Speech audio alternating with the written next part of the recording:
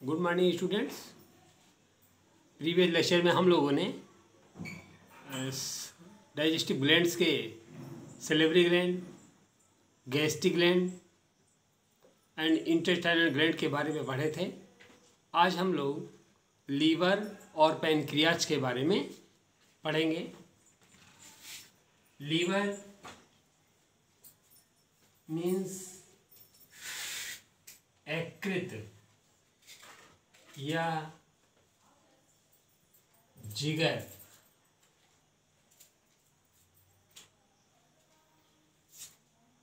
ये डायफ्राम है। डायफ्राम के नीचे स्टमक होता है।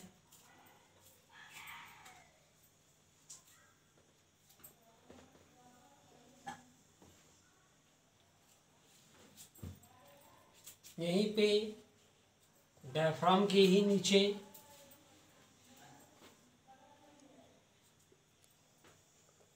इस तरह की एक ग्लैंड होती है।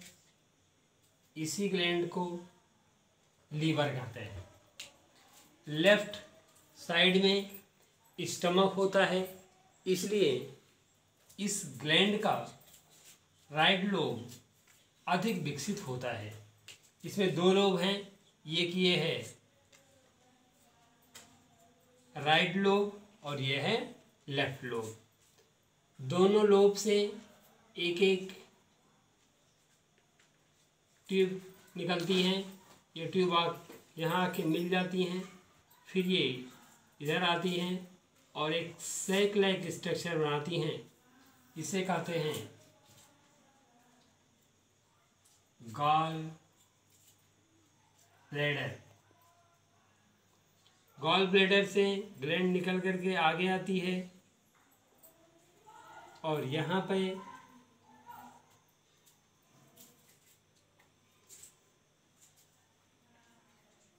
इंटेस्टाइन की जो डी शेप स्ट्रक्चर होती है, दैट इज डियोडिनम। यहाँ पे एक लीफ लाइक स्ट्रक्चर होती है, ये होती है पैनक्रियाज। पैनक्रियाज से निकलने वाली पैनक्रियाटिक डक्ट और गॉल ब्लैडर से आने वाली बाइल डक्ट यहाँ पे जुड़ जाती हैं और जुड़ करके डियोडिनम में खुलती हैं। इस प्रकार इस ग्लैंड से निकला हुआ बाइल जूस और इससे निकला हुआ पैनक्रियाटिक जूस एक साथ डियोडिनम में पहुँचता है और भोजन का पाचन करता है। लीवर में जो जूस बनता है उसे हम बाइल जूस कहते हैं। लीवर हमारे शरीर की सबसे बड़ी मीन्स लार्जेस्ट ग्लैंड होती है। इसका वेट लगभग 1.5 kg के बराबर होता है। इसमें बनने वाले जूस को बाइल जूस कहते हैं। बाइल जूस में कोई भी एंजाइम नहीं होता है, फिर भी यह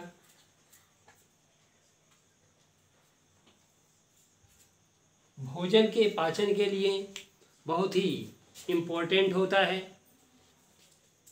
क्योंकि यह भोजन में उपस्थित वसा का इमल्सिफिकेशन करता है।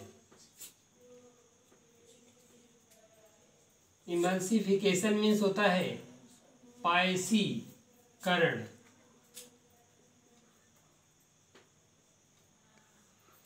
हम जितना भोजन करते हैं उसका ऑलमोस्ट 90% डियोडिनम में पचता है, और अगर डियोडिनम में पाचन क्रिया नहीं होगी, मीन्स फैट का डाइजेशन नहीं होगा, तो आगे के पार्ट में भी बहुत कम पाचन होगा। मीन्स 90% भाग का पाचन डियोडिनम में होता है, वो भी बाइल जूस के प्रभाव से। ये क्या करता है? पायसी, हमने बताया आपको कि पायसीकरण करता है। पायसीकरण क्या है? पायस एक विलयन का प्रकार है।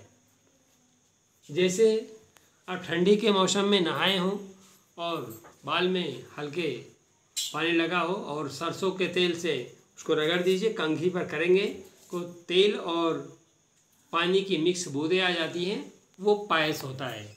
इसी प्रकार जो फैट हम भोजन में ग्रहण करते हैं उस फैट को छोटी छोटी ग्लोबलेट्स में तोड़ देता है। इसी क्रिया को पायसीकरण कहते हैं और पायसीकरण के बाद ही वसा का पाचन आसान होता है। अगर वसा का पायसीकरण नहीं होगा तो वसा का पाचन भी नहीं होगा। इसलिए बाइल जूस में कोई भी एंजाइम ना होते हुए भी यह पाचन में इम्पॉर्टेंट रोल प्ले करता है। आगे और भी इसके रोल्स हैं लीवर के, वो हैं वसा में घुलनशील विटामिन्स के एब्जॉर्प्शन में हेल्प करना और एम्ब्रियोनिक स्टेज में ब्लड सेल्स या ब्लड के कंपोनेंट का जैसे फाइब्रिन, प्रोथ्रोम्बिन, एल्ब्यूमिन, ग्लोबुलिन आदि का फॉर्मेशन करना और यूरिया का फॉर्मेशन करना, डिटॉक्सिफिकेशन करना, हमारे मेटाबॉलिक रिएक्शंस में तमाम कुछ टॉक्सिक मैटर भी बन जाते हैं, उसका डिटॉक्सिफिकेशन करता है। यह कुछ विटामिन्स का संश्लेषण भी करता है। यह मिनरल्स आदि का स्टोरेज भी करता है। इसमें बाइल जूस में बाइल पिगमेंट पाया जाता है, बिली रूबिन एंड विली वर्डेन। ये आरबीसी के टूटने से बनते हैं और येलो कलर पिगमेंट होते हैं।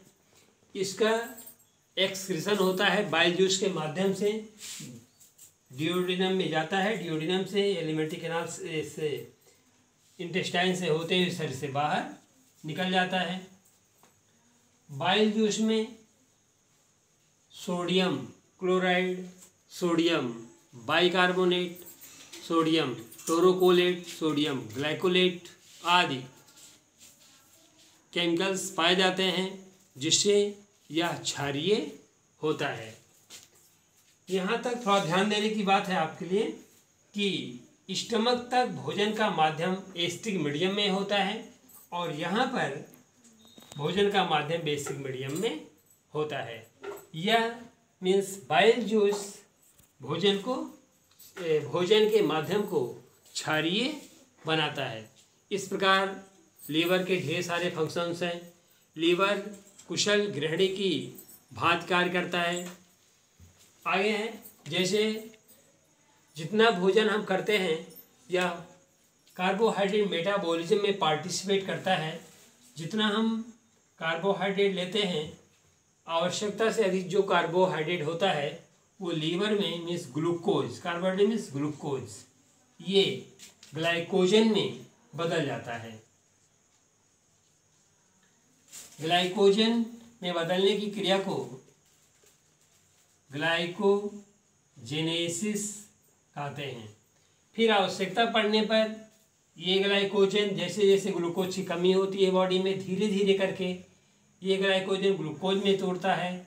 इस क्रिया को ग्लाइकोजिनोलाइसिस कहते हैं। So on. इसी प्रकार से फैट मेटाबॉलिज्म में भी पार्टिसिपेट करता है।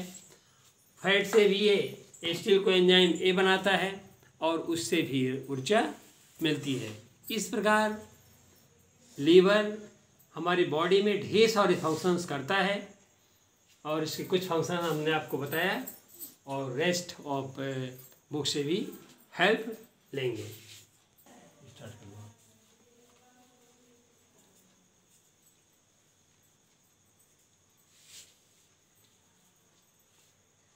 अब हम लोग पैंक्रियाज के बारे में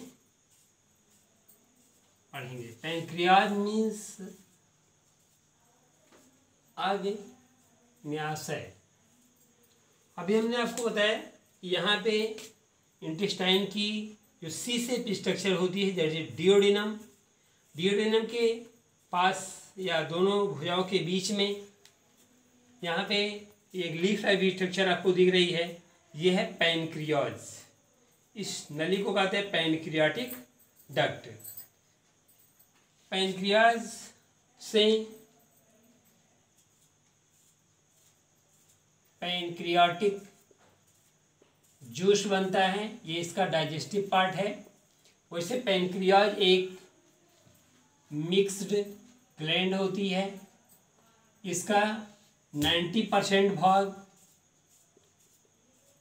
एक्सोक्राइन होता है और 10% भाग एंडोक्राइन होता है।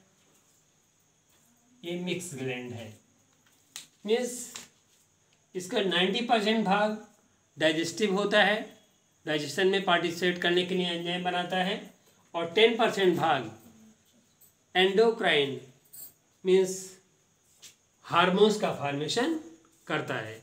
इस प्रकार यह एक मिक्स ग्लैंड होता है। यह हमारे शरीर की सेकेंड लार्जेस्ट ग्लैंड होती है। इसकी लंबाई लगभग 13 सेंटीमीटर और चौड़ाई सबसे चौड़े भाग में लगभग 3 सेंटीमीटर होती है। इसका भार लगभग 60 से 90 ग्राम होता है। यह भी हमारे शरीर की एक बहुत इम्पोर्टेंट ग्लैंड होती है। इसमें बताया गया कि पैनक्रियाटिक जूस बनता है। पैनक्रियाटिक जूस को कंप्लीट डाइजेस्टिव जूस कहते हैं, क्योंकि इसमें तीनों मेजर कंपोनेंट कार्बोहाइड्रेट, प्रोटीन और फैट पचाने के लिए एंजाइम्स होते हैं। अभी तक जितना हमने जूस पढ़ा था उसमें किसी में भी तीनों कंपोनेंट के पचाने के एंजाइम नहीं थे। यही एक ऐसा जूस है जिसमें तीनों मेजर कंपोनेंट कार्बोहाइड्रेट, प्रोटीन और फैट के पाचन के लिए एंजाइम होते हैं, इसलिए इसे कंप्लीट डाइजेस्टिव जूस कहते हैं।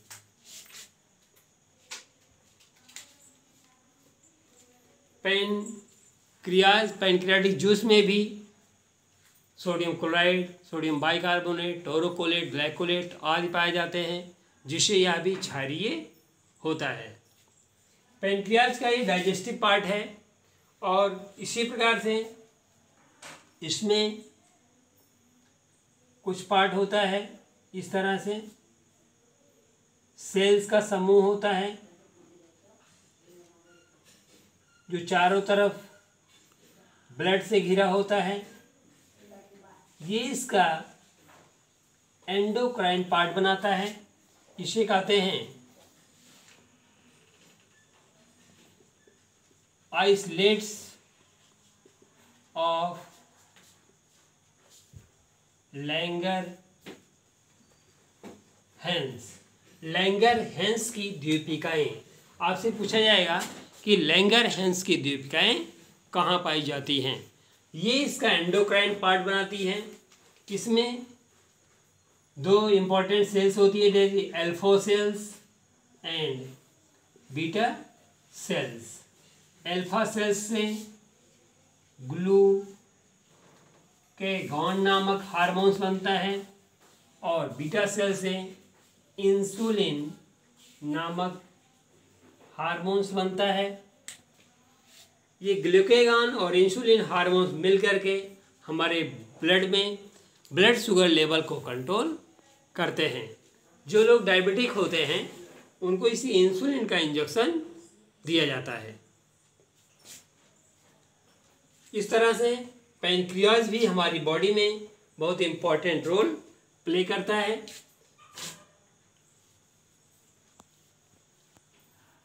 इसी प्रकार की एक सेल्स आपको जानना है कि लीवर में कुप्फर सेल्स पाई जाती है। ये सेल्स लीवर में छूट गया था कुप्फर सेल्स। कुप्फर सेल्स फैगोसाइटिक सेल होती है जो इसके ऊपर अटैक होता है, बैक्टीरियल अटैक या अन्य किसी माइक्रोब्स का अटैक होता है, उसको ये फैगोसाइटोसिस क्रिया द्वारा किल करती है। आपसे ये भी पूछा था कुप्फर सेल्स कहाँ पाई जाती है, तो आप बताएंगे लीवर में। इस तरह से आपने आज पढ़ा liver and pancreas. Homework note करिए बच्चों।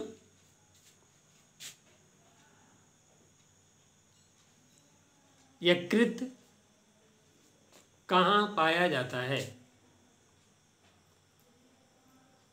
यकृत के मुख्य कार्य क्या हैं? नेक्स्ट, कुप्फर कोशिकाएं कहाँ पाई जाती हैं? नेक्स्ट क्वेश्चन, पैनक्रियाज कहाँ स्थित होता है? नेक्स्ट, पैनक्रियाज को मिक्स ग्लैंड क्यों कहते हैं? नेक्स्ट, लैंगरहैंस की दीपिकाएं कहाँ पाई जाती हैं तथा इनका क्या कार्य है?